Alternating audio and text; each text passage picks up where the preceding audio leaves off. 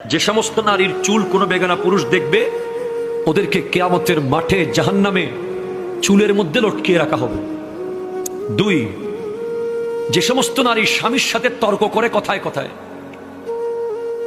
বাকবিতান্ডে জড়িয়ে যায়, কথায় কথায় জবাব দেয়, স্বামীর মনে আঘাত দেয়, তাদের জিহ্বার মধ্যে লটকিয়ে রাখা হবে।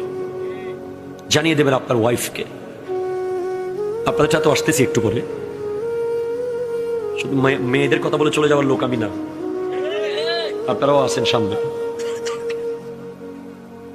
যে সমস্ত নারী পরকীয়া সম্পর্কে লিপ্ত